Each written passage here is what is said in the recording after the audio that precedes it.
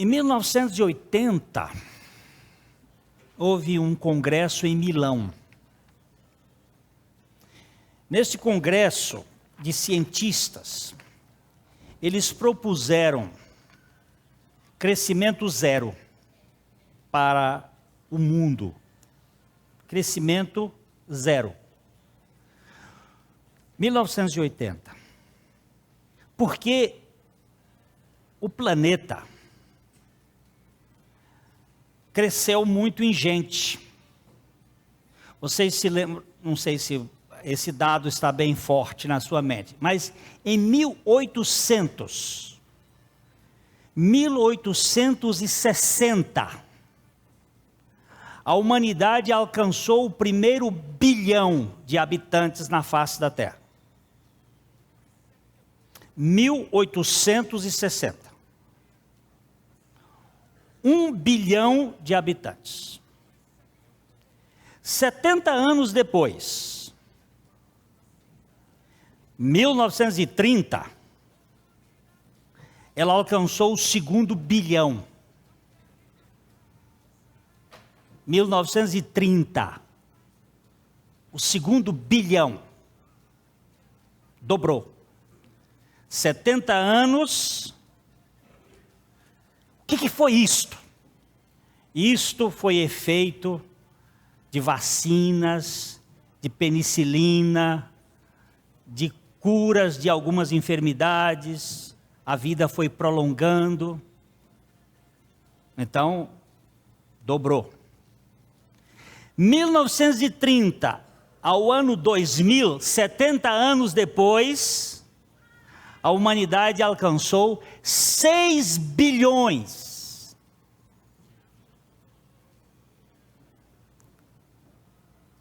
$6 bilhões.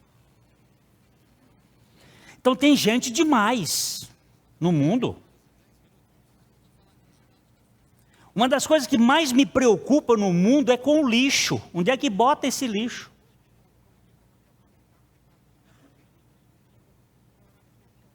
E quando eu falo em lixo, você já sabe também o lixo que nós botamos todo dia.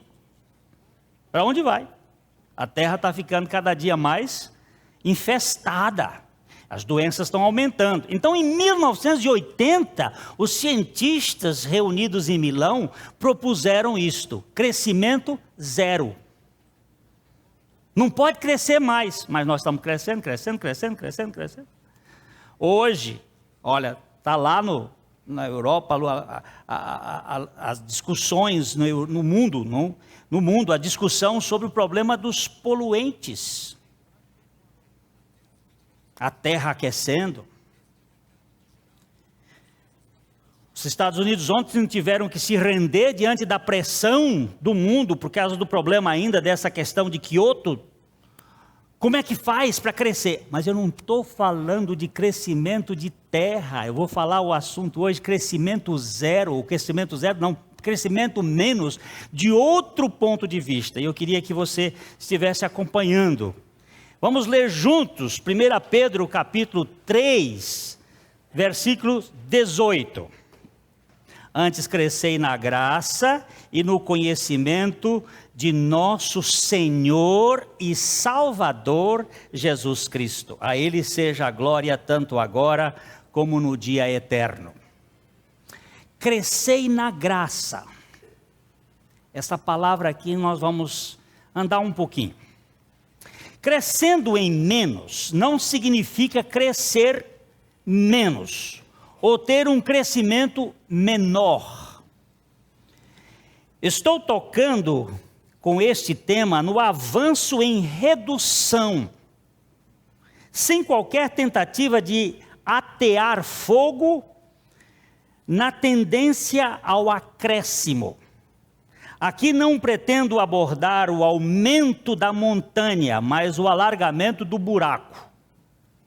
Crescer em menos é evoluir na vacuidade ou esvaziamento de si próprio.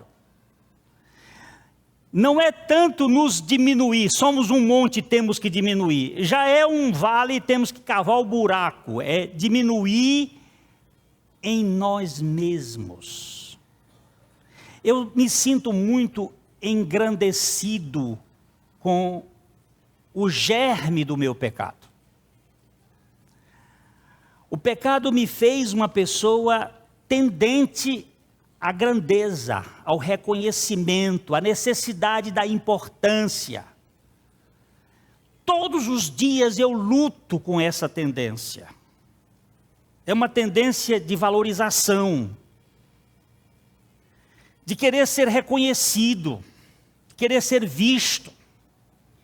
Isto foi aquele veneninho que a serpente cuspiu lá no jardim do Éden.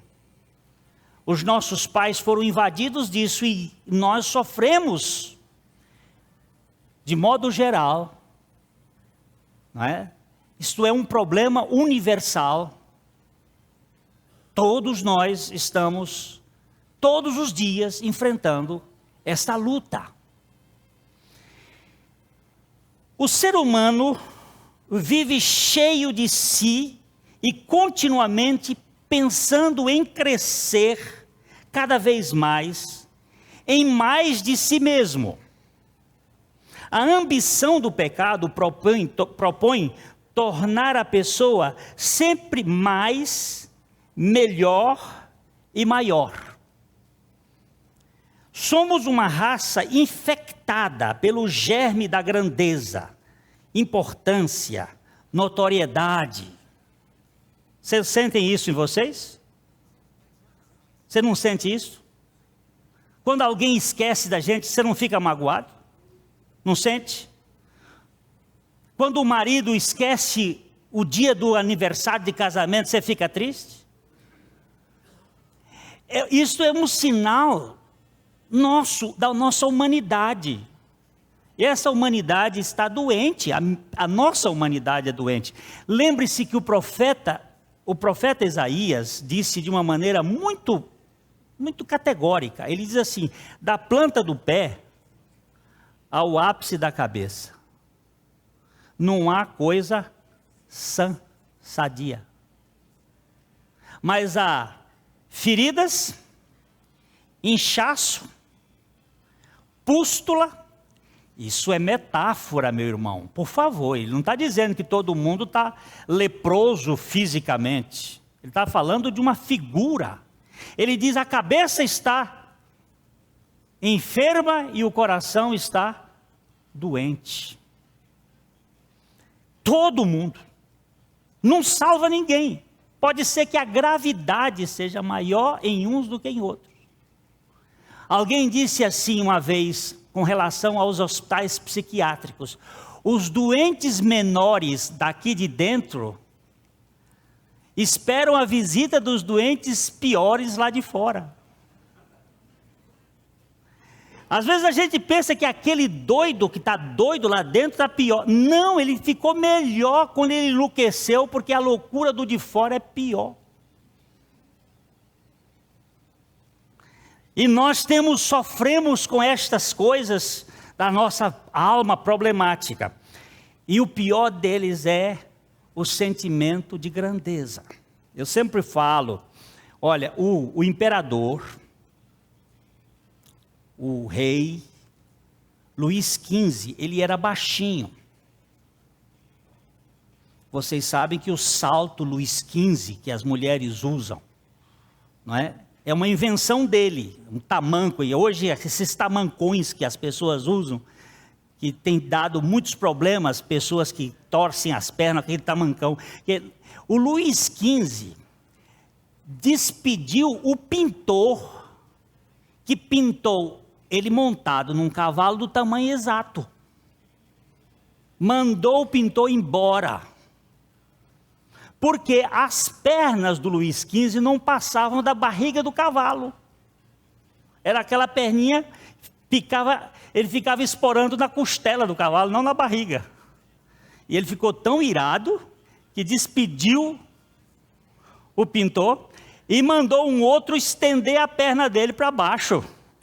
Então o que está lá no museu do Louvre é um dele que está abaixo assim, mas não é, aquilo é falso. É o nosso naniquismo emocional que faz com que nós queiramos ser maiores. A gente fica sofrendo demais com isso. Eu não sou visto, eu não sou compreendido. Eu sofro com essa doença. A doença de mim mesmo. Então, irmãos, nós precisamos crescer em menos. Crescer em menos é algo contrário à nossa índole. Nós não temos a disposição das raízes de se desenvolverem para baixo e às escondidas, já que apreciamos escalar as alturas como as hastes em busca da culminância. Quem cresce rumo aos píncaros da glória não suporta o anonimato e a vida de solitude. O ostracismo revela a angústia existencial dos ensimesmados. Nós não gostamos de crescer como as raízes. A gente gosta de crescer como os caules, para cima. Porque para cima a gente é visto. Alguém vê uma raiz? Não, ela está lá para dentro. Até a mandioca, né? Uma raiz lá para baixo. Lá embaixo, mas ela não é vista. A gente tem preocupação com isto. O profeta Oséias, usando uma metáfora, fala de uma espécie de planta estranha. Nesses termos, vamos ler Oséias capítulo 14, versículo 5. Serei para Israel como orvalho, ele crescerá como o Líbano, e lançará suas raízes como o cedro do Líbano. Esse arbusto tenro, como a lilácea, tem raízes profundas, como uma árvore enorme e frondosa. O Israel de Deus é um vegetal esquisito, pequeno e frágil por fora, mas com raízes gigantescas que descem às profundezas da terra. Olha que figura que o profeta usou. Será como um lírio. Você já viu um lírio grande? Um lírio é um arbusto, pequenininho. Mas as raízes que ele usa aqui são como o cedro do Líbano, que chegam a 100 metros de profundidade. Escondido. Para que raízes tão profundas para sustentar uma árvore tão frágil? Esquisito, não é? Porque as raízes servem para alimentação, mas também servem para sustentação. Mas por que raízes tão profundas? De 100 metros de profundidade para sustentar um arbustozinho de 60 centímetros, 70 centímetros de altura? Não tem valor. Mas essa figura que o profeta está usando aqui, mostra o crescimento para baixo. Como a árvore plantada junto dos ribeiros de águas que vai descendo, lá nas profundezas, buscando a intimidade. Crescer para baixo, ocultamente, é uma das evidências da vida espiritual autêntica. No reino de Deus não há passarelas para exibições, nem vitrines para exposições dos produtos.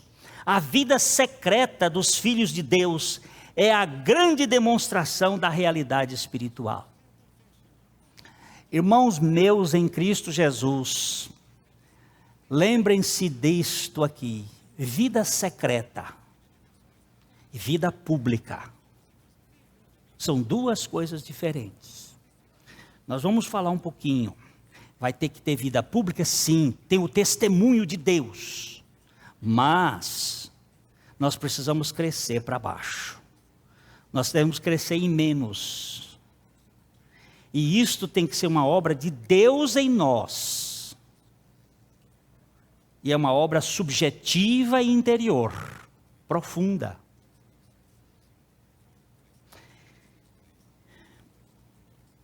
O incremento no terreno da graça não conta com os méritos humanos.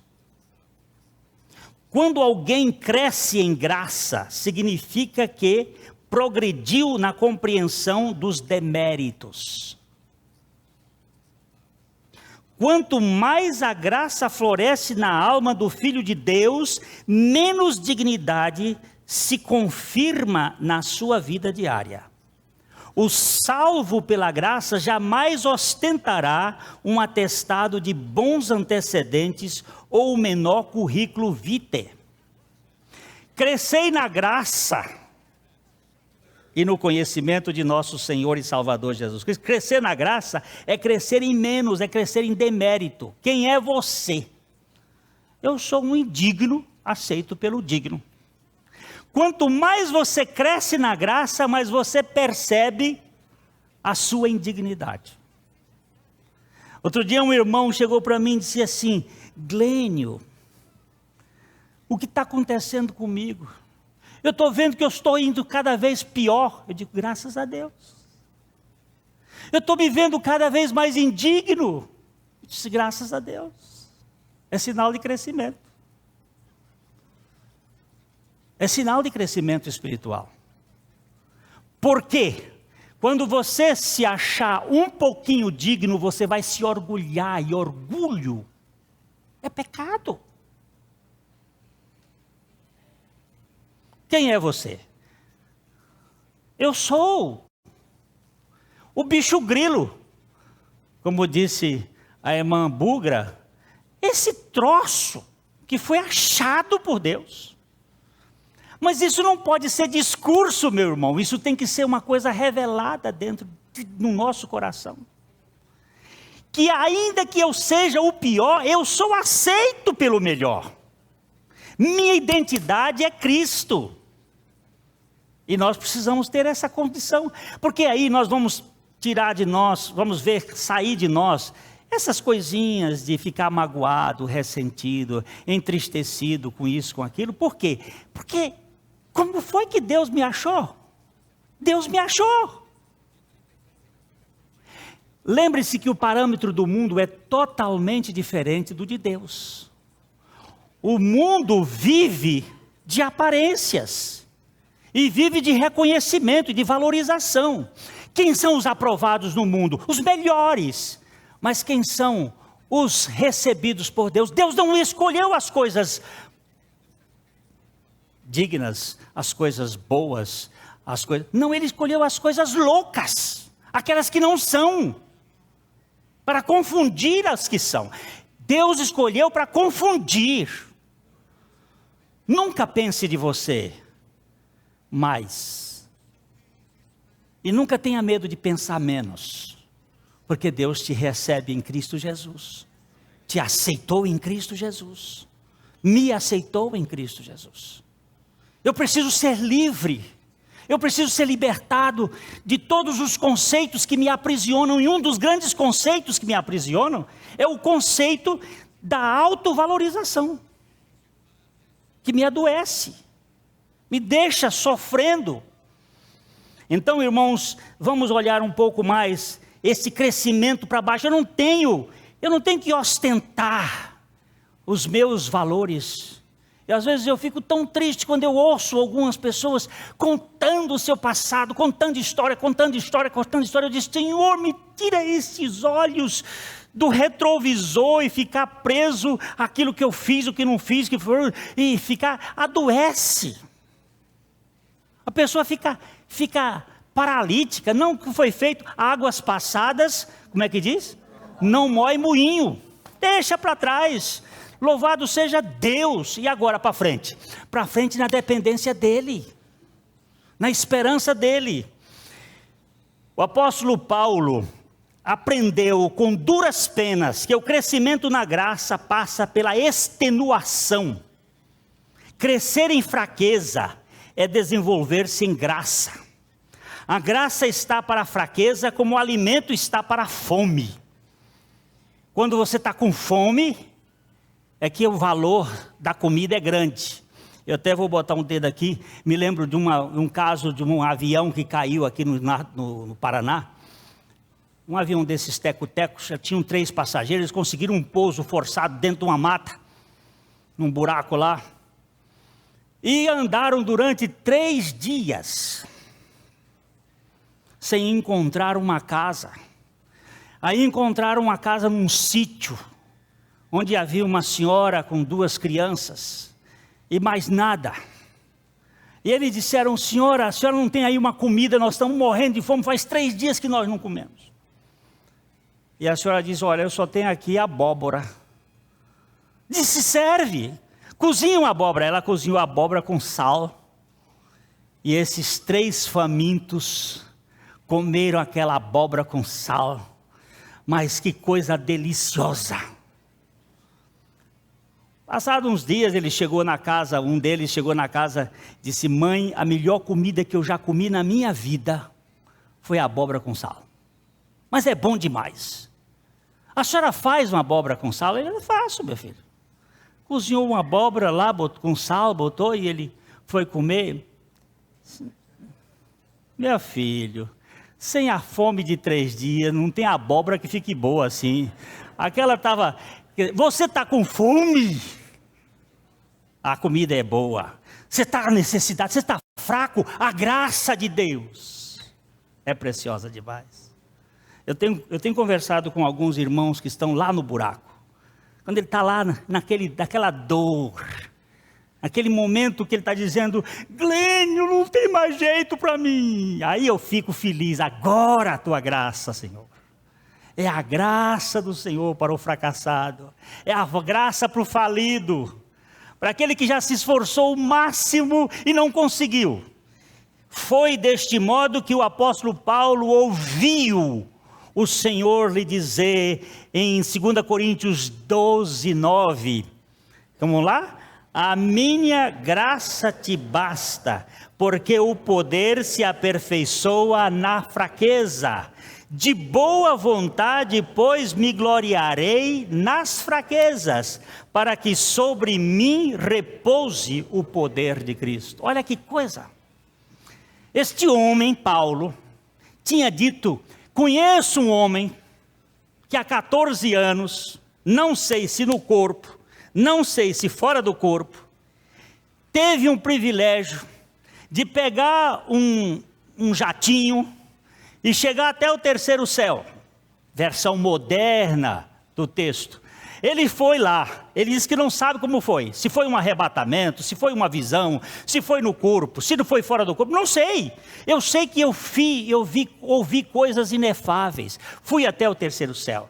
Mas para que eu não me ensoberbecesse com as grandezas destas revelações, foi-me posto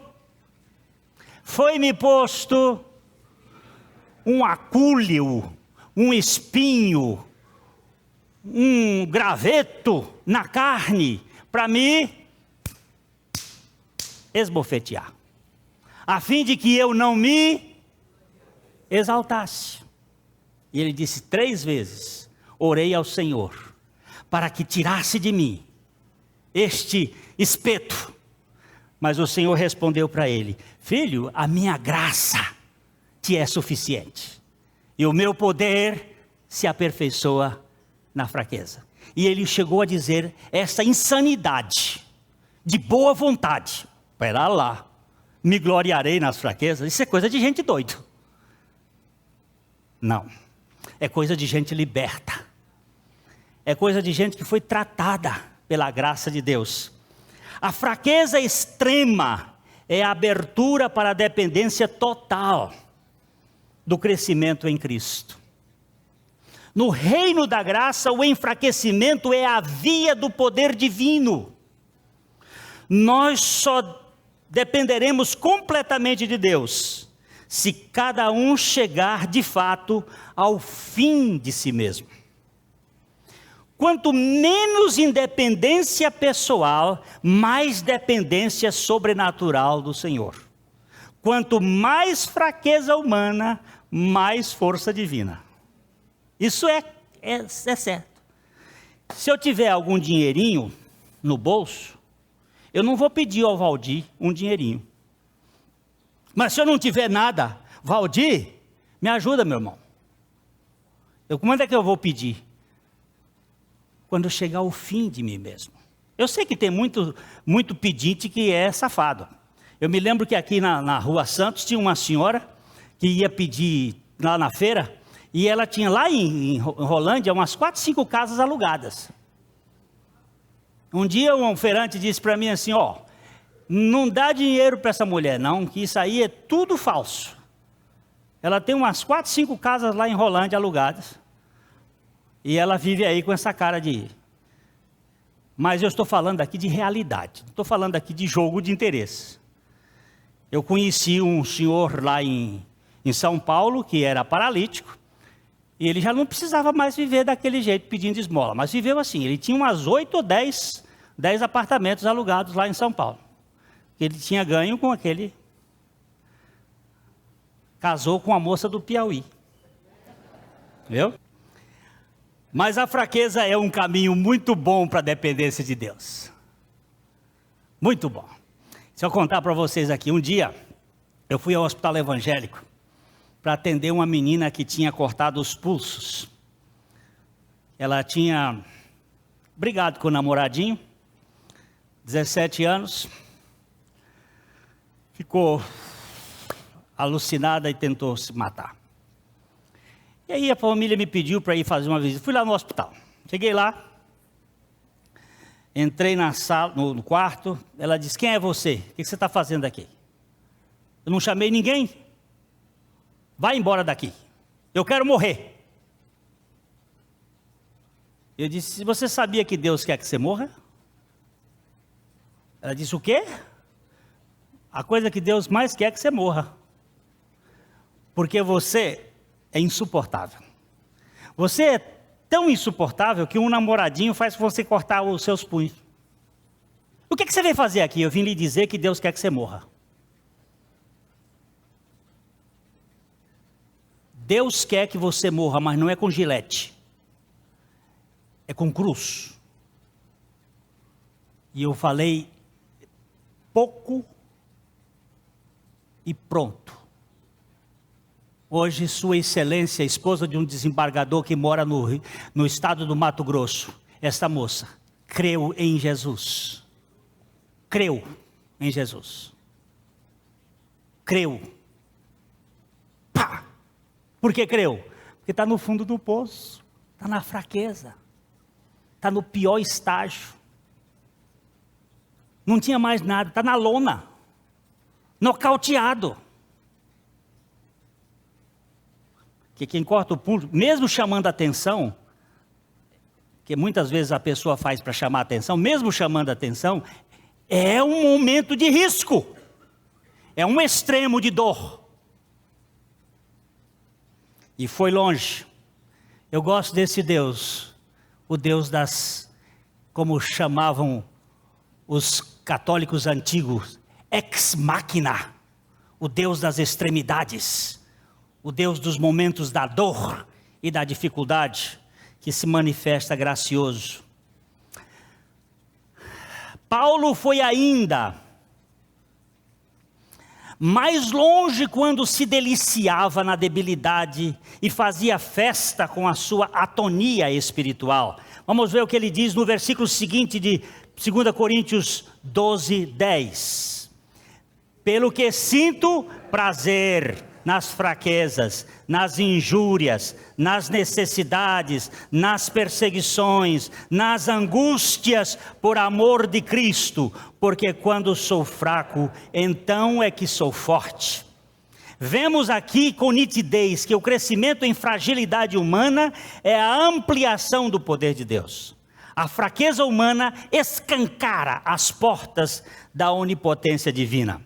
Ainda há pouco, quando eu cheguei aqui, essa moça aqui, a Sônia, estava com uma cara que fazia dó. Eu disse, o que você tem, minha filha? E aí já vou chorando. Mulher para chorar, é só ela mesmo. E aí ela já está chorando. O que foi, meu? Não, agora não, você já mudou, você sabe que o Senhor é soberano. E por quê? Tinham feito um programa, ensaiaram, prepararam, cantaram, compraram roupa nova, tudo pronto para a festa do CD. E cadê o CD? Não veio ceder. A pobrezinha está ali, a carazinha. O que é? A frustração. Mas você acha que Deus está fora disso? Não está. Eu gosto muito daquele texto do Salmo 30 que diz que Ele transforma o nosso pranto em folguedo. Ele transforma a nossa dor em festa. Irmãos, nós não temos condições de controlar a vida, as circunstâncias. Mas nós temos uma coisa muito importante: regozijai-vos sempre no Senhor. Senhor, eu estou enfrentando, não é mentira, não é falso o que eu estou enfrentando, é dificuldade, mas eu quero te louvar, prestar um culto, um sacrifício dos lábios que confessam o seu nome, diante do teu trono de graça. Eu te louvo por essas dificuldades, eu te agradeço. Paulo diz aqui uma coisa: pelo que sinto prazer nas fraquezas. Pensa nisso aqui, sinto prazer. Prazer? É masoquista. Prazer. O senhor não quer dizer assim, eu até me conformo com as fraquezas. Eu até aceito. Não, ele disse não, eu me sinto prazer. Este homem chama a atenção da gente. Chama a atenção. A lei do crescimento no reino de Deus mostra que crescer em menos de nós é crescer em mais de Cristo. No Evangelho, a plenitude do Espírito Santo é o resultado dos efeitos da cruz de Cristo, que promove a desocupação do egoísmo em nosso íntimo. O esvaziamento precede o enchimento. Na matemática celestial, o cálculo de subtração vem antes da conta de adição.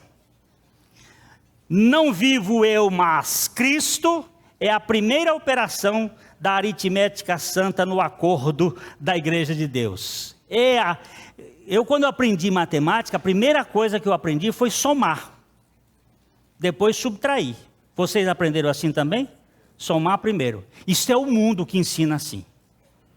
Mas a matemática de Deus é: renuncie-se a si mesmo, tome a sua cruz, depois siga. A soma vem depois da subtração. Primeiro ele tira, depois ele bota. Tinha uma igreja lá nos Estados Unidos que as pessoas faziam uma coleta e passava assim: quem tem bota, quem não tem tira. Né? As pessoas que tinham botavam, as que não tinham, pegava, tirava, precisa de tanto e leva. Coisa interessante. Mas Deus faz assim: primeiro eu tiro, depois eu boto. Primeiro eu arranco, depois eu coloco. Minha graça funciona assim. João Batista, o primo mais velho de Jesus, entendeu claramente que o crescimento espiritual é de cima para baixo. Crescer no conhecimento de Cristo é decrescer em nossa estima particular. É conhecer mais de Cristo, é minguar cada vez mais em nossa avaliação.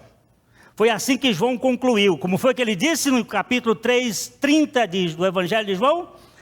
Convém que ele cresça e que eu diminua. Eu uso sempre aquela versão da irmãzinha no interior da Bahia, que disse assim: convém que ele cresça e que eu desapareça.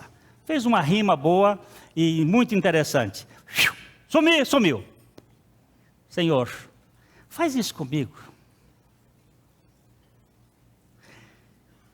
Não é que eu desapareça das relações, é que eu não seja a evidência das relações. És tu, Senhor. A vida cristã não é uma biografia de emergente que gosta de badalação, aprecia as luzes dos holofotes e ama ser colunável. Ser cristão é ser menos diante da opinião pública. É preciso primeiro drenar este tumor inchado da imagem insuspeita e do valor subjetivo de nossa alma, para que a identidade de Cristo se manifeste docemente em nosso homem interior. Você sabe que uma das coisas dos emergentes, já o nome diz emergente, que saiu, é gostar da passarela.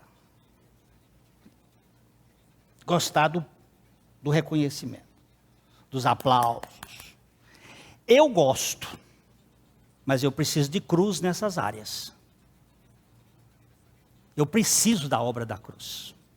Senhor, John Wesley disse assim: na terra onde o meu Senhor recebeu uma cruz como marco, eu não posso receber um troféu. Eu tenho que andar um pouquinho mais abaixo. Eu tenho que andar um pouquinho mais atrás. Senhor, tem misericórdia de mim. Tem misericórdia de mim.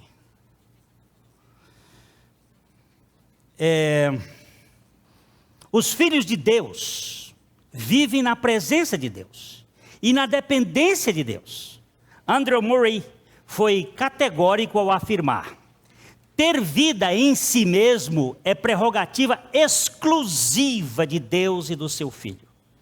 Mas a mais alta honra para uma criatura é buscar vida, não em si mesma, mas em Deus.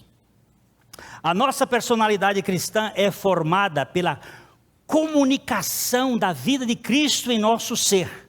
Por isso não carecemos da consideração e aceitação social para demonstrar quem somos. Nós não precisamos. Eu não preciso de título, eu não preciso de documento, eu não preciso diante de Deus. Eu não preciso de ser aprovado pelos homens, desde que Deus nos aprovou em Cristo. É isso que nós precisamos. E se temos dele, se meu pai e minha mãe me abandonarem? Se meu pai e minha mãe me abandonarem, o Senhor me acolherá. Se eu não tiver nenhuma aprovação de vocês, se eu for aprovado por Deus, em Cristo Jesus, o que há no meu espírito? Descanso. Irmãos, eu estou descansado. Deus nos aprovou. Deus me recebeu. Deus me ama. Deus te ama. Deus te recebeu. Deus te aceitou em Cristo. Ele realizou uma obra perfeita. Os nossos pecados foram todos colocados nele. Ele morreu a nossa morte. Ele levou as nossas doenças. Ele levou as nossas enfermidades. Isto é verdade ou não é verdade? Não está dito na palavra. E de que eu vou precisar? Vou precisar da opinião de doutor fulano de tal, que acha que eu sou importante, do senhor fulano, de sair na coluna do jornal e dizer, agora eu estou assim, porque... Não, meu irmãozinho. Se sair, dê glória para o Senhor e dizer, bendito seja o Senhor que me colocou nessa posição aí, como fez o Senhor com José. E quando os irmãos ficaram lá sofrendo, ele disse, meus irmãos, não fiquem tristes não, porque aquele mal que vocês fizeram para mim, Deus transformou em bênçãos, foi para esse tempo que eu vim mesmo, meu irmãozinho. Deixa Deus dirigir a sua história, a minha história. Vamos sair desse canto de vitimismo e de doença. Senhor, me cura, me liberta da minha própria angústia de querer ser aquilo que o Senhor não quer que eu seja. Eu quero ser aquilo que tu queres que eu seja. Todo aquele que foi aceito incondicionalmente pelo Pai, através do Filho e da sua obra na cruz, é uma nova criatura, que tem sua identidade permanente como Filho de Deus, e que não precisa da anuência pública para ganhar reconhecimento na sociedade. A vida secreta da família divina é o estilo mais adequado para a convivência do povo de Deus. A vida secreta.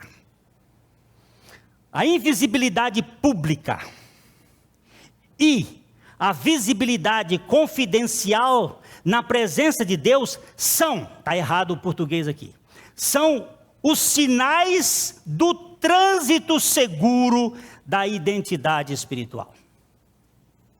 O cristão ainda anda na luz do Senhor, mas fora do olhar dos espectadores humanos. Jesus foi muito aberto com relação a este assunto em Mateus capítulo 6, verso 1. Guardai-vos de exercer a vossa justiça diante dos homens, com o fim de serdes vistos por eles. Doutra sorte, não tereis galardão junto do vosso Pai Celestial. A primeira vez que aparece a palavra galardão, está falada aqui de Deus, de Jesus. Ele diz: você que anda atrás da opinião dos homens por causa de justiça, vocês não vão receber galardão, ainda que não perca a salvação. Mas não tem galardão. Não exerça a sua justiça diante dos homens. Eu fiz isso para aquela pessoa. E olha o que ela fez para mim. Para. Duas coisas pede o amor: não pagar, não cobrar o que dá, e não pagar o que recebe. Não cobrar o que dá e não pagar o que recebe. Foi amor? Foi amor. Então, bendito seja. E tira o cavalo da sala. Fica aí. Eu dei minha vida. Mãe, então. Mãe é doida por isto. Eu gestei você, carreguei 9 meses na barriga, fiz não sei o que, amamentei você, e agora o que é que você fez por mim? Aí o filho diz assim: eu não pedi para vir o mundo. Aí dá logo um tapa aí e ficam brigados. Por causa de quê? Por que não diz assim: meu filho, bendito foi você ter vindo, viu? Foi um dom de Deus, foi um presente de Deus, foi uma bênção poder amamentar você, carregar 9 meses na barriga, foi um privilégio. Mas a gente não quer, é a justiça da gente. Eu não sei se vocês têm esse problema, mas eu tenho. Não tenho de gerar filho, mas tenho os problemas de querer ser reconhecido. E é isso que Deus quer nos libertar: crescer menos, crescer mais em menos, sair do palanque, sair do palco, sair mas não é sair por estratégia, é sair por graça, por libertação. A fé cristã não é um espetáculo que requer plateia. O verdadeiro culto não é um show que exige espectadores. Nós não precisamos de relatórios para ser aprovado diante do Senhor. Como insistia Andrew Murray, não há outro caminho que leve à vida verdadeira, a permanecer em Cristo, que não seja aquele que nosso Senhor trilhou antes de nós, o caminho da morte, isto é, o caminho da cruz. Não há. Se quisermos crescer na vida cristã, devemos crescer em menos diante da opinião dos outros. O caminho do peregrino será diretamente iluminado por cima, todavia as laterais estarão sempre cobertas por véus. Jesus desvendou a prática da contribuição, da oração e do jejum, vedando aos homens as informações do acontecimento. Veja, por exemplo, como ele resume a questão da oração em Mateus 6,6. Tu, porém, quando orares, entra no teu quarto e fechada a porta, orarás a teu Pai que está em secreto, e teu Pai que vê em secreto te recompensará. Só por curiosidade, Jesus fala: vós sois a luz do mundo. Um pouquinho antes: vós sois o sal da terra. Vós é plural. Mas quando ele foi tratar do assunto da oração, ele disse tu. Interessante isso, né? Ele não disse vós, ele estava falando para os discípulos, mas ele disse tu. Ele singularizou, porque a oração é uma coisa de individual, sozinho. Entra no teu quarto, você não tem plateia.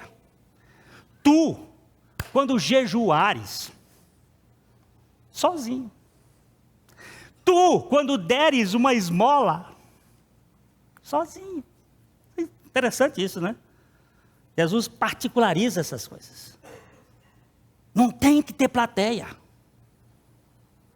É uma coisa individual, diante de Deus. Deus vê o nosso coração. Ele está observando o nosso coração. As pessoas observam os nossos atos, não as nossas atitudes. Mas Deus está observando os nossos atos. Já contei tantas vezes, mas sempre as ilustrações ajudam, são luzezinhas. Diz que Jesus, é uma lenda.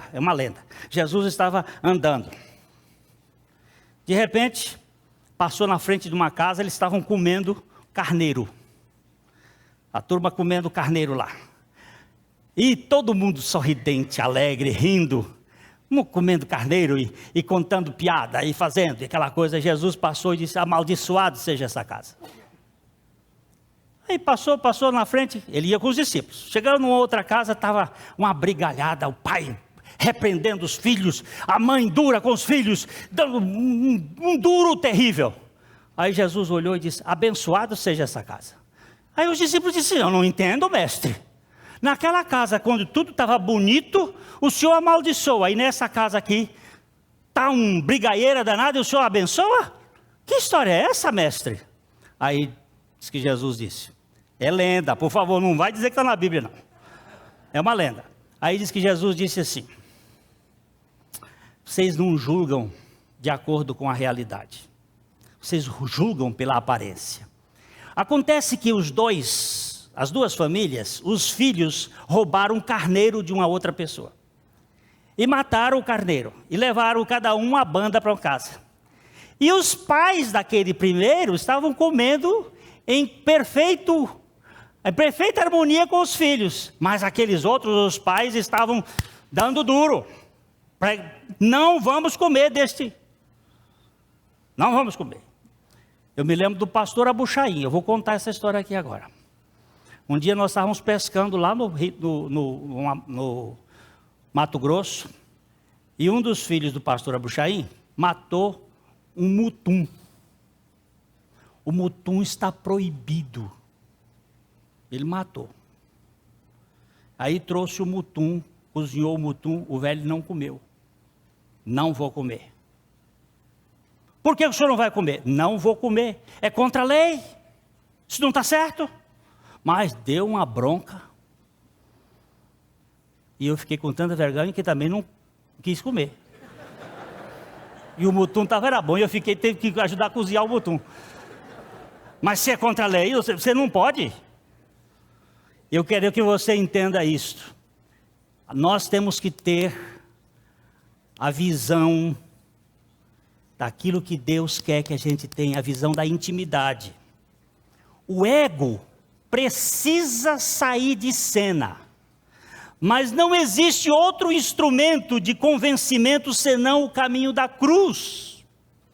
Só a morte de Cristo na cruz e a morte do pecador com Cristo podem persuadir o velho homem da sua disposição arrogante de se exibir diante do auditório. A vida em secreto é a atitude apropriada e ajuizada da nova criatura que teve o seu caráter transformado pelos efeitos da cruz de Cristo e que no dia a dia apresenta as marcas desta cruz, levando o morrer de Jesus como evidência de sua fé em Cristo, diariamente, carregando isto aqui, ó. Quem é você? Eu sou este pecador indigno que foi aceito pela graça de Deus. Não tenho direito. Irmão, me perdoe, meu irmão, porque eu pisei na bola. Me perdoe, minha irmã, que eu fui ofensivo com você. Eu não sei fazer outra coisa. Mas o Deus da graça está aqui para nos aperfeiçoar com a sua misericórdia.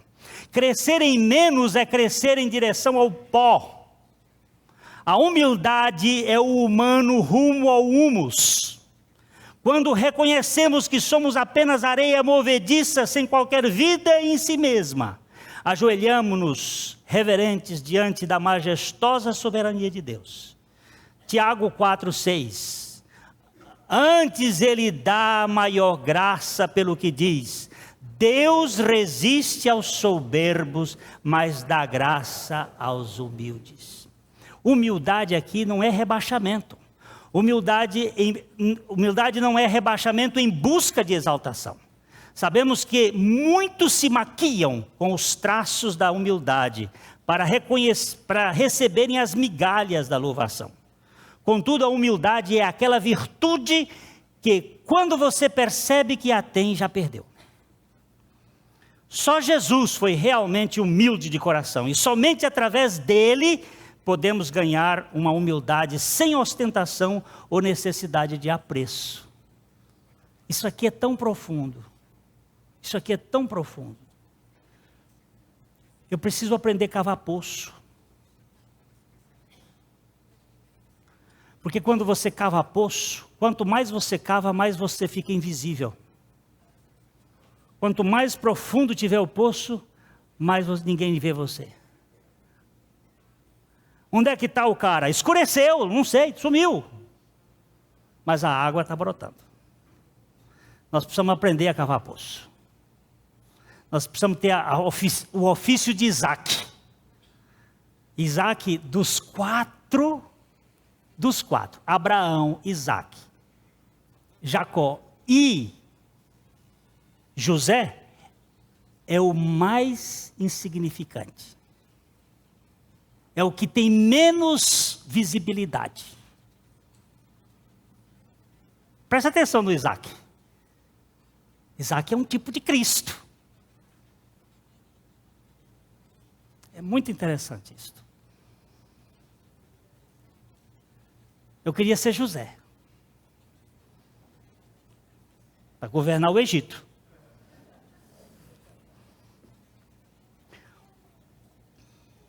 Crescer em humildade é crescer em isenção de cuidados especiais, na ausência de interesses particulares ou prestígios reservados. Agostinho dizia: para os que desejam aprender os caminhos de Deus, a humildade é a primeira, a segunda e a terceira lições. Mas é bom lembrar que não há graduação nem formatura em matéria de humildade. Nenhum mortal pode se considerar humilde sem correr o risco da arrogância espiritual. Qual é a humildade? A humildade é a primeira, a segunda, a terceira lição, mas você não vai formar nunca. Não vai ter uma vez diploma de humildade. No dia da inauguração da Chácara Canaã, da capela da Chácara Canaã, eu ouvi uma oração que fiquei, até hoje ela ecoa no meu ouvido: Senhor, eu te agradeço, eu me orgulho da minha humildade. Até hoje eu estou aqui com essa oração atravessada no meu gogó. Eu me orgulho da minha humildade. Meu Deus, tem misericórdia de nós, porque eu também sofro desse mal.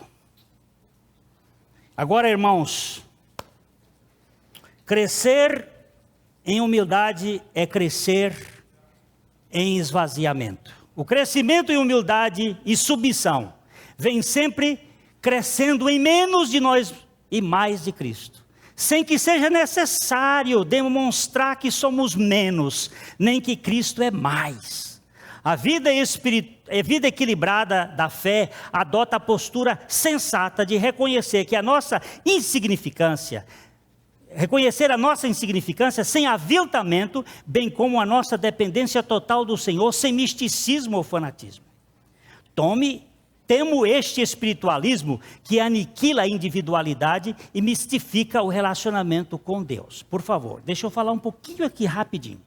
Você não precisa se rebaixar para que Cristo seja tudo. Humildade não é rebaixamento, é reconhecimento de nulidade, mas não é rebaixamento para chamar a atenção. Eu não sou ninguém. Aí fica com aquela cara de eu não sou ninguém, mas é para chamar a atenção. Lá no fundo, eu não sou ninguém, mas eu estou querendo chamar que eu sou alguém. Não vem com essa. E também não precisa fazer assim: o Senhor me falou. Para com essa bobagem. Diz assim: eu vi na palavra de Deus, na palavra do Senhor está escrito. Fala no nome da palavra, porque o que foi escrito para o nosso ensino foi escrito. Não fica com essa experiência: o Senhor me falou. Eu tenho pavor dessa história, o Senhor me falou, porque a pessoa fica tão especial que só o Senhor falou para ela, não falou para você. E de repente você se torna, o outro é o Senhor me falou. Não, se o Senhor lhe falou, diga, olha, na palavra do Senhor está assim. Assim está dito. Porque o Senhor sempre nos fala pela sua palavra e pelo seu Espírito. E tira o misticismo, a ideia de que você é especial. Você não é especial. Você é um escolhido de Deus. E como escolhido de Deus, você é de Deus. E Deus te ama. E Ele vai falar com você. Mas não fique mostrando essa atitude de superioridade. Senão isso vai estragar a nossa intimidade gostosa com o Senhor. Crescei menos. Para terminar, irmãos, menos de nós e mais de Cristo é a expressão saudável no crescimento da eterna salvação de Deus, que nos transforma em seus filhos, destituídos dessa carência de importância humana, uma vez que já fomos revestidos da importância plena da vida de Cristo. Eu gosto desse texto, esse texto tem falado muito ao meu coração, que é Colossenses 3:3. Porque morrestes e a vossa vida está oculta juntamente com Cristo em Deus. Porque morrestes e a vossa vida é Cristo. Você é um cristão. Eu gostei como vocês cantaram ali, né? Que a vida é Cristo. A nossa vida é Cristo, a nossa vida espiritual é Cristo, a nossa paz é Cristo. Ontem nós estivemos participando das bodas de ouro do irmão. Evangelho de João, no capítulo 7. Evangelho de João, capítulo 7. Nós vamos ler a partir do versículo 14. Corria já em meio à festa, e Jesus saiu ao templo e ensinava. Então, os judeus se maravilhavam e diziam: como sabe este letras sem ter estudado? Respondeu-lhes Jesus: o meu ensino não é meu, e sim daquele que me enviou. Se alguém quiser fazer a vontade dele, conhecerá a respeito da doutrina, se ela é de Deus, ou se eu falo por mim mesmo. Quem fala por si mesmo está procurando a sua própria glória. Mas o que procura a glória de quem o enviou, esse é verdadeiro, e nele não há injustiça. Não vos deu Moisés a lei? Contudo, ninguém dentre vós a observa. Por que procurais matar-me? Respondeu a multidão: tens demônio. Quem é que procura matar-te? Replicou-lhe Jesus: um só feito realizei, e todos vos admirais. Pelo motivo de que Moisés vos deu a circuncisão, se bem que ela não vem dele, mas dos patriarcas, no sábado circuncidais um homem. E se um homem pudesse ser circuncidado em dia de sábado para que a lei de Moisés não seja violada, por que vos indignais contra mim pelo fato de eu ter curado num sábado ao todo um homem? Não julgueis segundo a aparência, e sim pela reta justiça. Vamos orar. Nosso querido Pai, nós sabemos que este terreno é santo, pois só o Teu Espírito pode penetrar nas entrelinhas da Tua palavra, para nos revelar não simplesmente um conhecimento de alguma coisa, mas o conhecimento da Tua pessoa.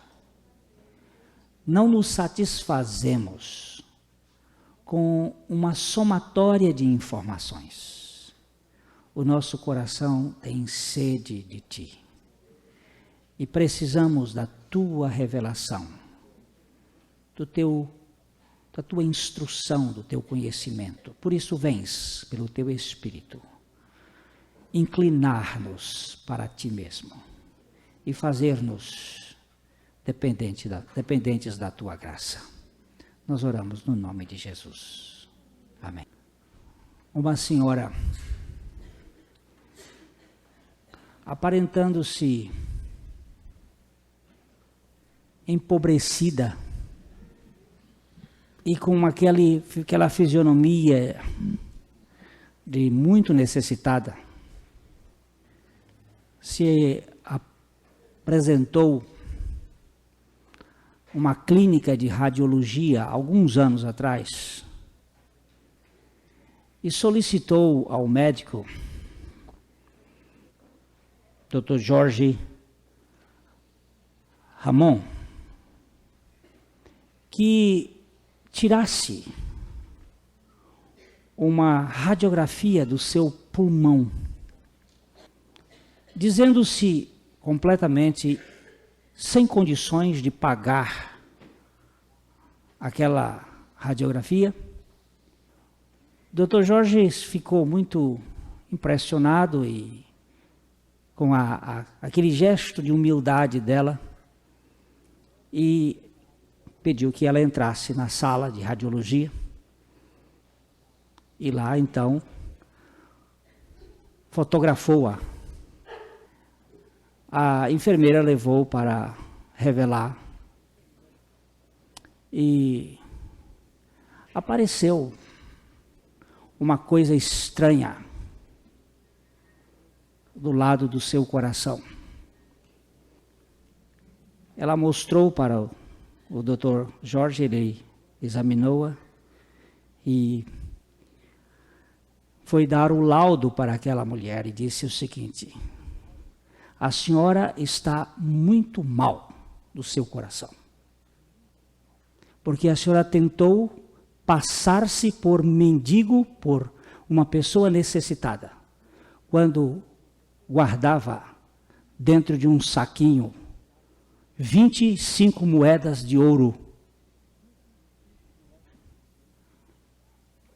Ela pensava que as moedas que estavam no saquinho não podiam ser vistas pelo sistema de radiologia. Há muita gente que tenta encobrir a realidade. Este texto, ele é o esquema de alguma coisa que estava sendo tramada para envolver Jesus. Os judeus sempre se preocuparam muito com a aparência dos fatos. Não com a realidade, mas com a aparência. É uma religião basicamente, vamos usar o próprio termo, farisaica, onde o que valia era aquilo que era visto, era o exterior. E Jesus estava sendo julgado naquela ocasião por um milagre que ele havia feito ao homem do tanque de Betesda. Aquele homem que havia passado 38 anos solicitando a ajuda de alguém à beira do lago, esperando que as águas se movessem para que ele fosse levado a fim de poder gozar de um milagre em face da sua paralisia. E Jesus se dirigiu àquele homem e estendeu a graça, restaurou o homem, mas era dia de sábado. E por ser dia de sábado, não era comum, costume, se fazer benefício a uma pessoa.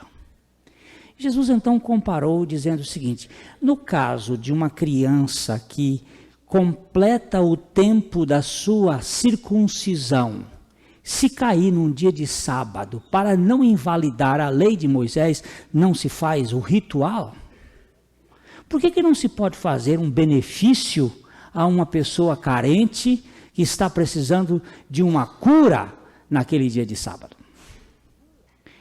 Mas a religião sabática não admitia de modo nenhum que houvesse esta possibilidade de liberdade, porque ela é da letra, ela tem vírgulas que não podem ser alteradas. Ela não olha o espírito da letra, ela olha a própria letra em si. Isto faz com que nós nos preocupemos muito com a exterioridade. O Dr. Miguel Rizzo foi um velho pregador presbiteriano de uma capacidade singular, um escritor de primeira linha. Ele conta num dos livros dele a respeito de um escritor inglês que morava próximo de um bosque muito lindo, e que todas as manhãs aquele homem costumava cheirar o suave cheiro das flores daquele bosque e apreciava cada folha que nascia ali, as flores que aparentavam lá, e ele achava o lugar mais lindo próximo da sua casa. Mas um dia pegou fogo naquele bosque. E ele, entristecido, saiu para presenciar o fogo que consumia o bosque que ele tanto amava. E próximo daquele bosque ele percebeu que de lá de dentro saíam ratazanas, lagartas e cobras e animais peçonhentos. E ele ficou olhando e dizendo: quanta beleza na aparência e quanta fealdade nos seus intestinos. Quanta coisa que a gente olha e fica embevecido, mas nas entranhas existe uma feiura muito grande. Jesus estava concitando aos seus contemporâneos para esta expressão: não julgueis segundo a aparência, mas sim pela reta justiça. Existe uma aparência enganosa que nos fascina, e nós seres humanos somos muito aprisionados por esta ideia de aparência. Às vezes nós conhecemos este caso de pessoas que estão na bancarrota econômica, mas não se vergam, não dão o braço a torcer, sempre querendo mostrar uma aparência de sucesso, não é? Aquele livrinho sobre vendas muito usado, Mandino, muito interessante aquele livrinho. Ele fala sobre você não pode dar a impressão de ser uma pessoa sem sucesso, porque no cômputo da valorização a gente tem que mostrar que a coisa funciona. Essa tendência é muito humana. É muito humana. Agora, o Senhor Jesus está chamando a atenção para alguma coisa mais sólida, mais concreta, que é não termos esse julgamento pela aparência, irmos a fundo nas nossas análises. Jesus chama a atenção aqui em Mateus capítulo 23, verso 27, para a religião que pululava, que existia em grande escala no seu tempo, que era uma religião de sepulcro. Ai de vós, escribas e fariseus hipócritas, sois semelhantes aos sepulcros caiados, que por fora realmente parecem formosos, mas por dentro estão cheios de ossos de mortos e de toda imundícia. É bom a gente verificar este ai de vós. Né? Jesus dizendo, cuidado com esta aparente visão do frontispício, da fachada. Cuidado com a exterioridade, com o investimento na impressão dos fatos. Vocês, Jesus está dizendo aqui, estão como sepulcros. Eu sou uma pessoa que quando vou a cemitério, gosto de apreciar aquela situação. O cemitério para mim é um momento de reflexão. Aliás, a Bíblia usa algumas coisas esdrúxulas, muito contrárias ao que nós normalmente costumamos pensar. A Bíblia diz que é mais saudável você ir a uma casa onde há luto do que ir a uma casa onde há banquete. Dentro do meu referencial, eu nunca iria dizer isto. Eu preferiria muito mais um banquete que parece mais festivo. E a Bíblia diz não. Na casa onde há luto, a gente vê o fim de todos os homens. E o fim de todos os homens é este. Tenebrae facta sunt. Pronto. A morte é um fato, as trevas acabam e acabou mesmo. Agora, na casa de onde há banquete tem muita falsidade. Às vezes tem sorrisos alegres, mas tem punhaladas por baixo. O sujeito está todo sorridente ali, mas com inveja do outro que está dando o banquete e sai dali só para pichar. Alguém me disse outro dia assim, eu não dou mais festa, porque todas as festas que dei só me causaram dissabores com os comentários posteriores. Este ano nós vamos fazer 25 anos de casados e alguém disse assim, vamos dar uma festa, pastor? Eu digo, não, eu vou passear com minha mulher, vou gastar esse dinheiro passeando com ela. É mais saudável do que dar festa, porque depois não vai agradar ninguém. E vai ficar muita gente de fora, não posso convidar todo mundo. E aí vai ficar aquele disse-me disse. Então vamos fazer uma viagenzinha, vamos curtir nós dois, vamos fazer uma lua de mel de 25 anos. É gostoso a gente estar verificando que a gente pode se festejar, mas a Bíblia chama a atenção. Lá no cemitério eu gosto de olhar, de vez em quando eu reparo um mais novo do que eu, você já foi. Passo por outro, criança também foi, aí eu fico pensando, e está chegando a minha vez, porque... E gosto de apreciar às vezes o mausoléu. Mausoléu é uma expressão que vem por causa do rei Masolo, então fez aquela coisa bonita. Você olha assim, quanto dinheiro gasto para encobrir osso e podridão.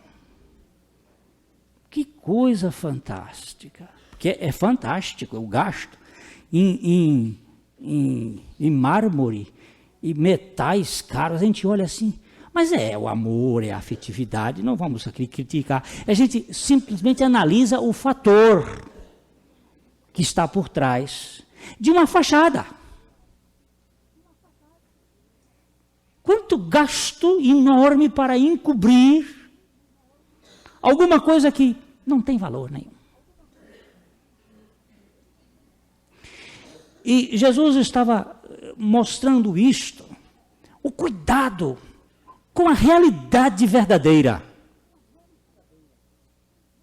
Samuel, como eu e você, ele era um homem de carne e osso e que se impressionava com a aparência. Samuel chegou na casa de Jessé para escolher um substituto de Saul. Saul já foi um blefe da beleza. Saul já foi uma escolha do povo por causa da sua aparência. Depois nós vamos ver. Mas antes de ver o Saul aqui, nós vamos verificar Samuel. com uma missão de Deus, dizendo assim, você vai escolher agora o substituto de Saul. Veja bem, em 1 Samuel, no capítulo 16, o verso 6 e o verso 7. O que aconteceu com o profeta quando chegou lá na casa de Jessé? Entrando eles, Samuel viu a Eliabe e pensou, certamente está perante o Senhor o seu ungido. Porém o Senhor disse a Samuel, não atentes para a sua aparência, nem para a sua altura, pois eu o rejeitei. O Senhor não vê como vê o homem olha para o que está diante dos olhos, porém o Senhor olha para o coração. Samuel viu aquele guapo mancebo, aquele tipo esbelto, talvez um moço atlético, que tinha os treinamentos especiais daquele personal trainer, que fica do lado para não deixar as banhas, um homem escultural, lindo. E Samuel, eu não sei se ele é do mesmo material que eu, mas eu também me embeveço com a beleza. Ele olhou e disse, é este, Eliabe. Ele abre todo o caminho para que a gente aceite como um verdadeiro manequim de rei. E Deus diz, moço, não é este. Não é este. Não atentes para a sua aparência. E há aí uma coisa linda que a Bíblia diz assim, Deus não vê como o homem vê. O que o homem vê? O homem vê a aparência. O homem vê o por fora, mas Deus vê o por dentro. Eu sempre tive muita invocação aqui no termo moderno, fico invocado, com a arca de Deus. E uma vez eu vi uma mensagem que me chamou muita atenção. A arca do Senhor, ela era feita de madeira, um retângulo, e ela era coberta de ouro por dentro e por fora. E a gente podia entender perfeitamente por fora. Por que por fora? Porque por fora era a vista, mas por dentro por quê? Se ninguém podia abri-la. A arca tinha que ser toda ela forrada de ouro por dentro, mas ela não podia ser aberta. Mas por que por dentro? Porque por dentro ela representa os olhos de Deus e por fora os do homem. Deus quer ver o por dentro tanto quanto por fora ser iguais. Quando fomos fazer a reforma desta casa, há alguns anos atrás, o arquiteto sugeriu uma ideia que nos parecia muito saudável. Ela é de barro. Este tijolinho aqui representa o homem. O homem é feito de barro. E lá fora, ela é de barro também. É de tijolinho. O que ela é por fora, ela é por dentro. É uma representação simbólica do que o homem deve ser. Ele não tem que fingir uma coisa por fora do que ele não é por dentro. Ele tem que ser autêntico. Lá e cá. Vocês, quando tiverem tempo para ler a Bíblia e estiverem lendo o capítulo 16 do livro de Samuel, com tempo, com vagar, que não tiverem novela para assistir e quiserem ser edificados, leiam com vagar e vão descobrir que Davi, ali mostra que ele é o sétimo, era o oitavo. Há umas dificuldades de entendimento na Bíblia. Na verdade, Davi era o oitavo filho. Passaram 7 filhos de Jessé na frente e nenhum deles.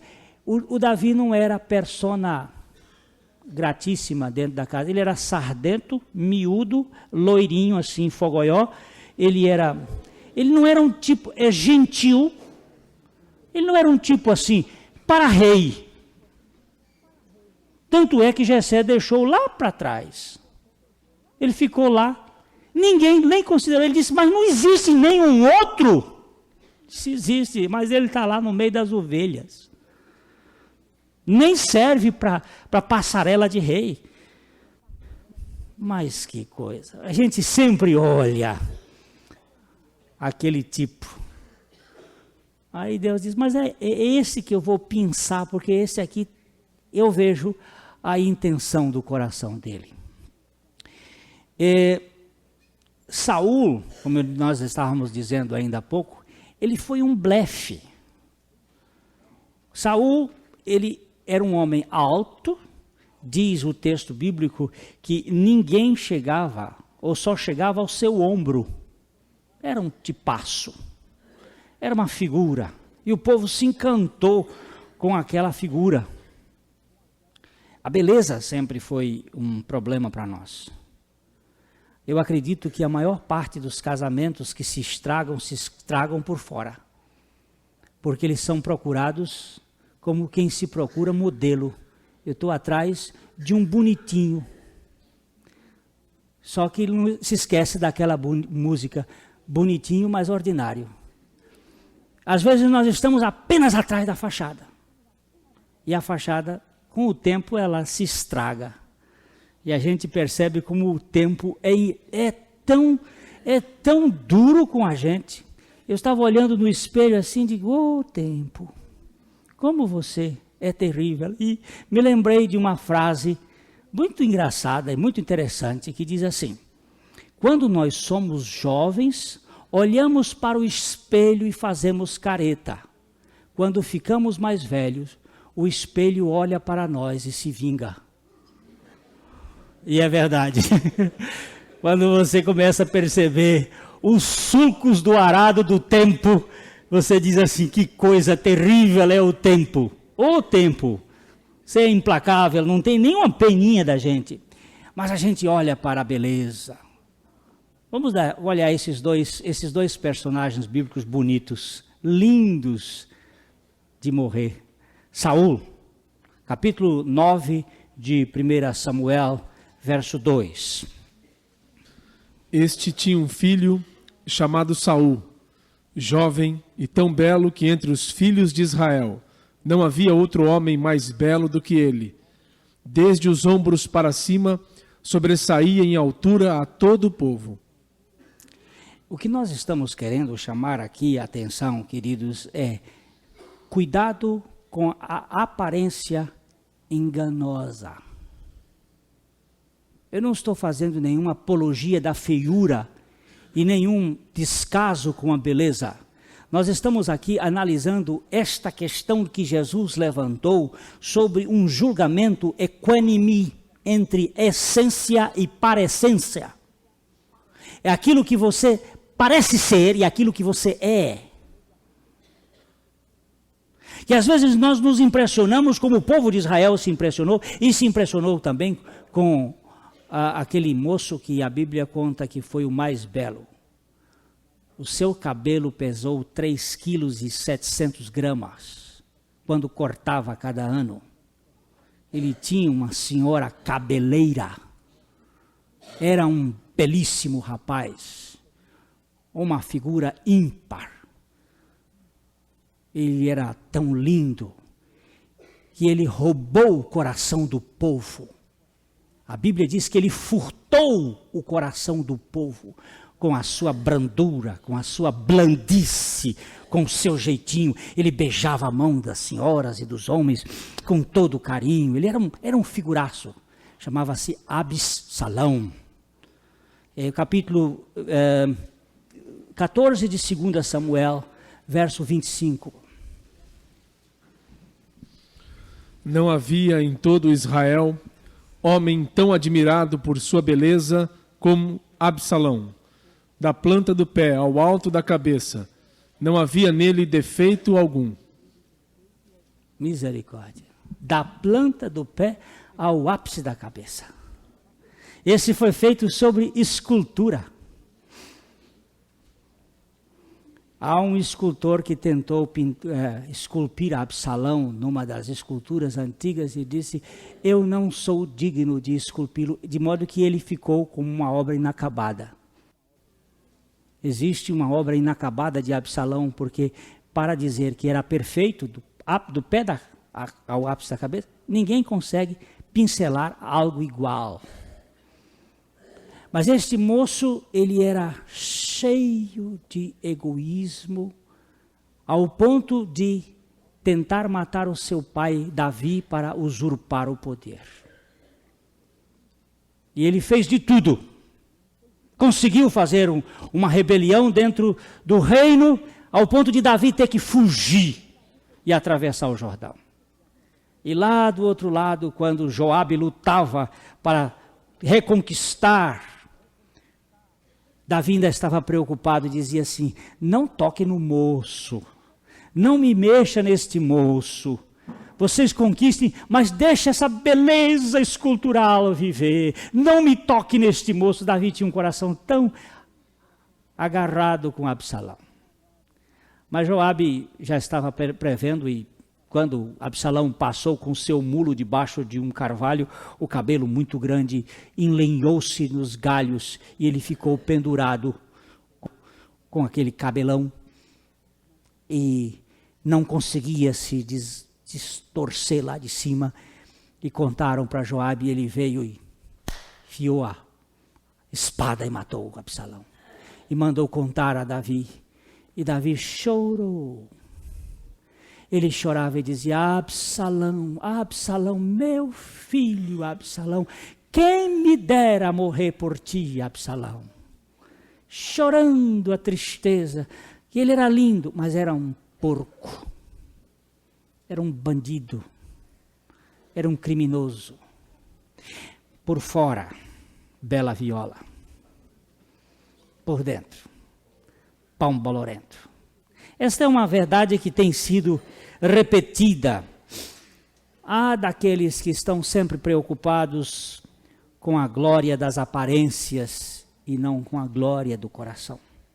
Nós lemos em 2 Coríntios, no capítulo 5, no verso 12, o apóstolo Paulo mostrando, na sua defesa, que existe esta tendência muito grande na valorização do que é externo.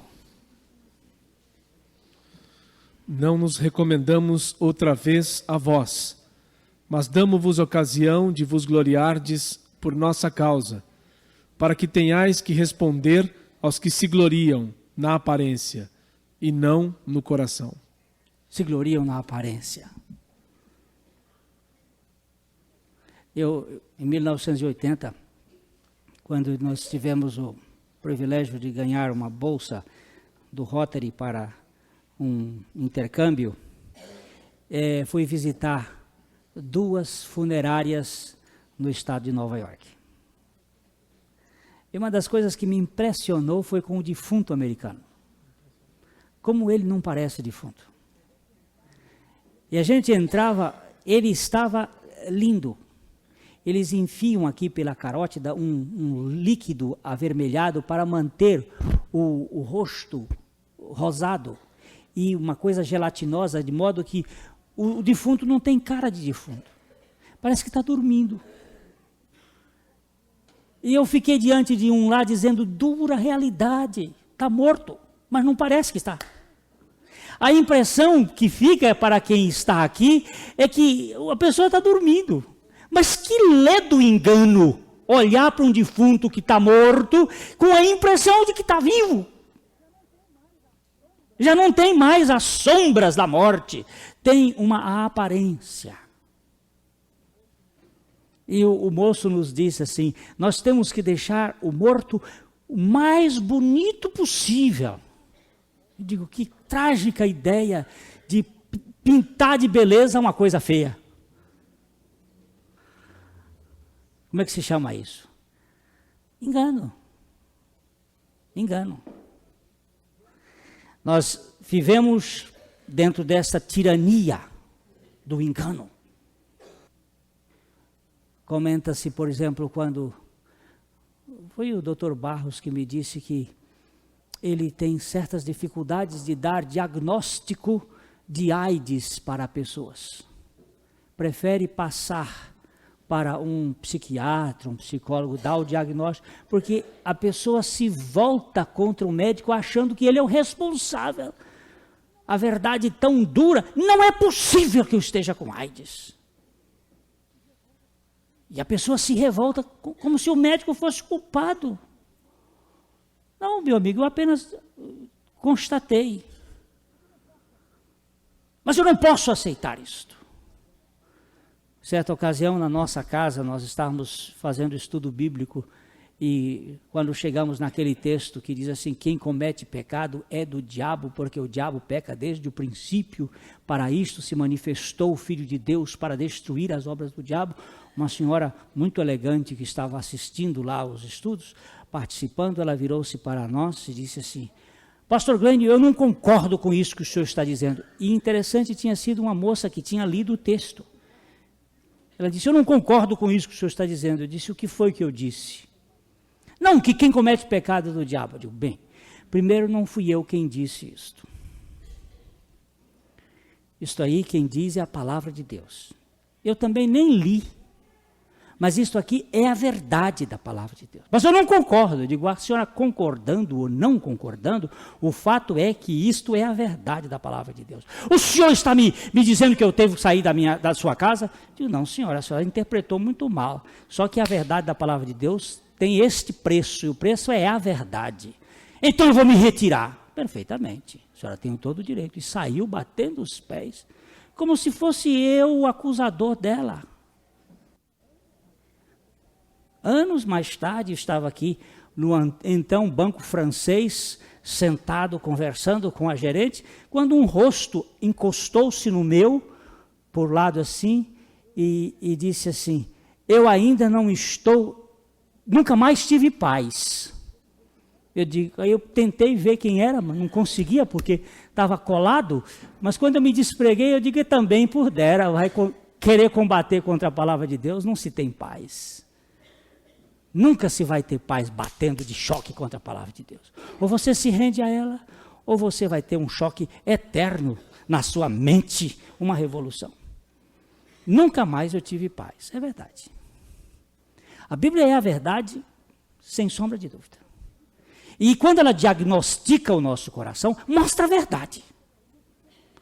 E esse texto é um texto tão perfeito, porque ele mostra o diagnóstico e mostra a terapêutica. É o texto que completa, ele diz assim, quem comete pecado é do diabo, porque o diabo peca desde o princípio. Para isto se manifestou o Filho de Deus, para destruir as obras do diabo. Tem aqui um diagnóstico e aqui já tem o tratamento. Pá. Não tem coisa melhor do que isso, mas só fica vendo um outro lado. Mas eu não sou tão mal assim. É mal, pior do que isso, porque é mal e está fingindo que é bom. Nada pior do que um mal fingir-se de bom. Então, na verdade, o que nós temos que verificar é o coração. Veja bem o que diz a palavra de Deus no capítulo 51 do Salmo, o versículo 17. Os sacrifícios para Deus são o espírito quebrantado, a um coração quebrantado e contrito não desprezarás, ó Deus. O que Deus está interessado em verificar? É um coração quebrantado e contrito. É um coração que chega à sua realidade. Pedro foi um homem que disse, pode todo mundo te trair, Senhor, mas eu jamais vou te trair. Jesus disse, Pedro, não diga isso, meu filho. Não se coloque nessa posição orgulhosa de querer achar que você não pode, não, porque você não sabe nem o coração que você tem. Você vai verificar que um galo vai cantar nas caladas da noite, e antes que este galo cante, tu vais me negar 3 vezes. Pedro, não suponha que você é o que você não é. E depois que Jesus olhou para Pedro lá naquela fogueira, onde Pedro se aquentava no meio daquela gente toda. Jesus olhou para ele com aquele olho de amor e de ternura, porque eu não admito que Jesus tenha olhado para condená-lo. Eu nunca vi Jesus olhar para condenar, porque ele disse que ele não veio para condenar o mundo, veio para salvar. Ele olhou bem lá no Pedro, como quem diz assim: filhão, tem salvação aqui para você. Pedro saiu dali chorando, diz a Bíblia, amargamente. Porque Pedro agora viu que era o seu espírito, um espírito frágil, espírito fraco. Eu nunca imaginava que eu seria capaz de trair o meu Senhor. Como é que eu pude fazer tamanha coisa? Agora que eu sei quem eu sou um pulha, mas eu posso voltar-me para Ele. E só quando nós tivermos a visão real do que nós somos de fato, é que nós podemos ser salvos. É só quando nós temos a visão de que nós não prestamos nem para fazer sabão. Quando disseram que na época da guerra matavam um judeu para fazer sabão, eu digo, judeu ainda dava para fazer sabão e eu nem para sabão sirvo.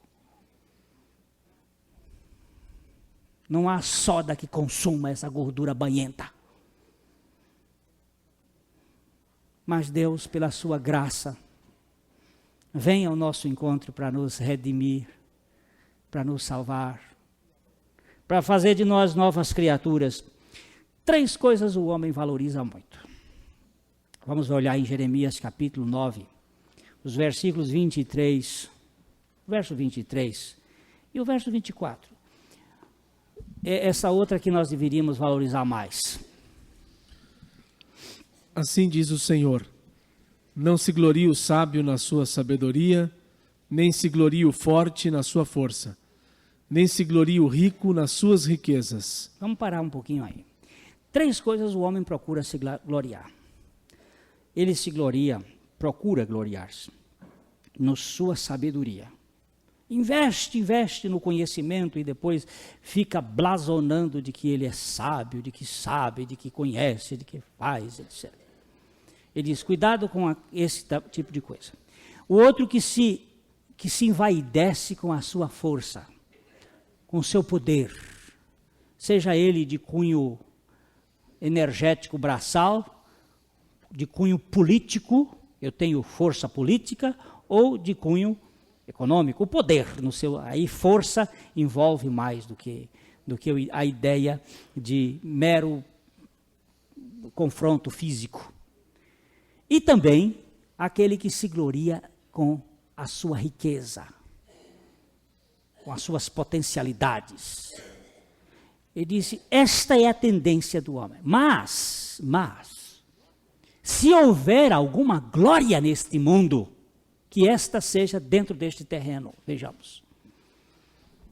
Mas o que se gloriar, glorie-se nisto, em me conhecer e saber que eu sou o Senhor, que faço misericórdia, juízo e justiça na terra, porque destas coisas me agrado, diz o Senhor.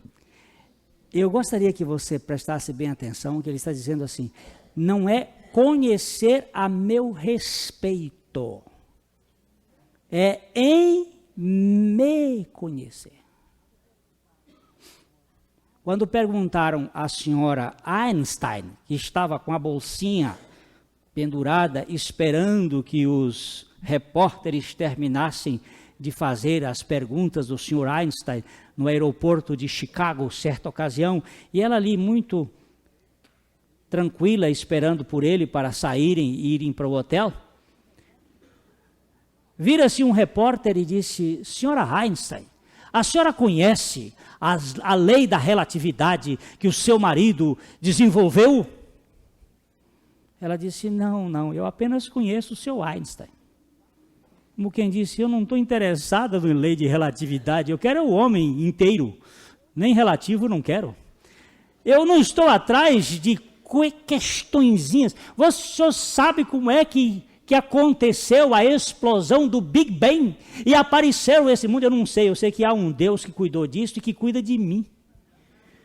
Um grão, que grão? Um grau abaixo do grau menor um verme. E ele se interessa por o fio de cabelo deste verme. Conhecer-me, meu Deus, o que significa isto? Eu estou embevecido por este assunto. Eu quero conhecer Deus. Não sei como é que vai ser isso.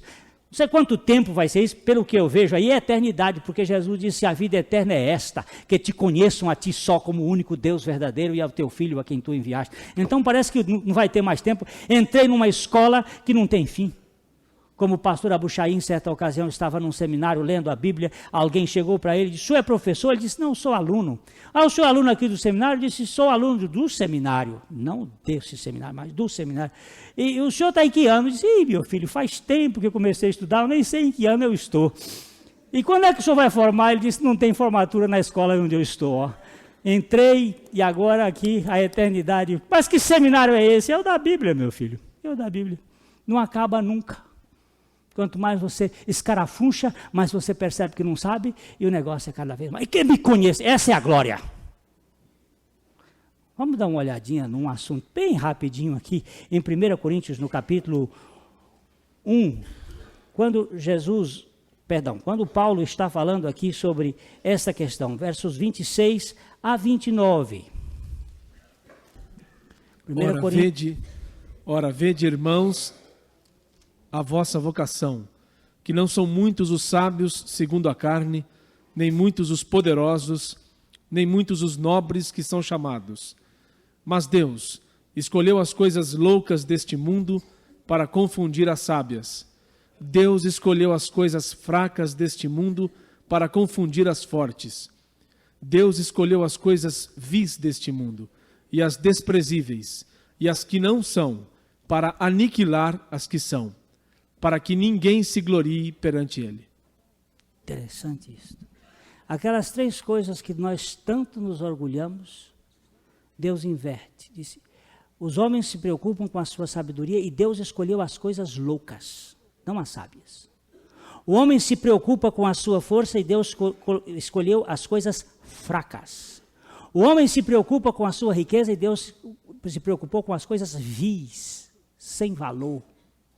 Para quê? Para confundir essa ideia de aparência e voltar-se para uma ideia de essência, uma ideia de valor intrínseco, o que eu sou. E o que é que eu sou? Eu sou um monte de porcaria que Jesus Cristo veio a este mundo para salvar. Ele não veio buscar uma coisa rica e opulenta, ele veio buscar uma coisa perdida e sem valor. Isso chama-se graça. Graça é Deus se envolvendo com o nada, para dar a este nada o seu tudo. E eu quero terminar chamando a atenção deste texto que Jesus, por que Jesus foi tão cáustico, porque Jesus foi tão duro com a figueira. Do capítulo 11 de Marcos, no versículo 13. Marcos 11, 13. Vendo de longe uma figueira que tinha folhas, foi ver se nela acharia alguma coisa.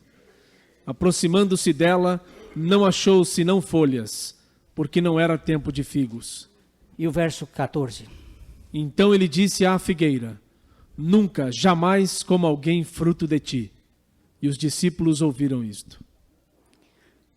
Recentemente alguém me disse assim, Jesus, pastor, não foi muito duro quando condenou essa figueira? Eu digo, não, ele foi muito brando. Mas não diz o texto que não era tempo de ter figos? Digo, se não era tempo de ter figos, também não era tempo de ter folhas. A figueira, quando tem folhas, tem que ter figos. E se ela tem folhas e não tem figos, ela está mentindo. Ela está dizendo que é uma coisa que não é.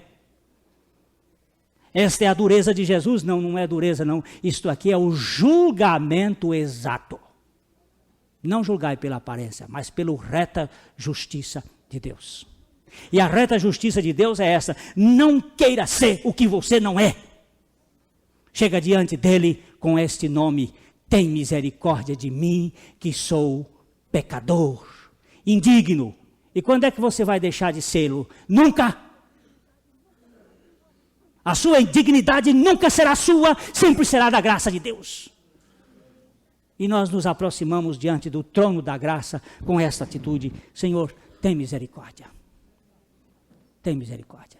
Aqui está um falido a buscar a tua misericórdia. Aquela mulher se apresentou diante do Dr. Jorge, parecendo miserável, mas no fato é que ela guardava as moedinhas de ouro embaixo.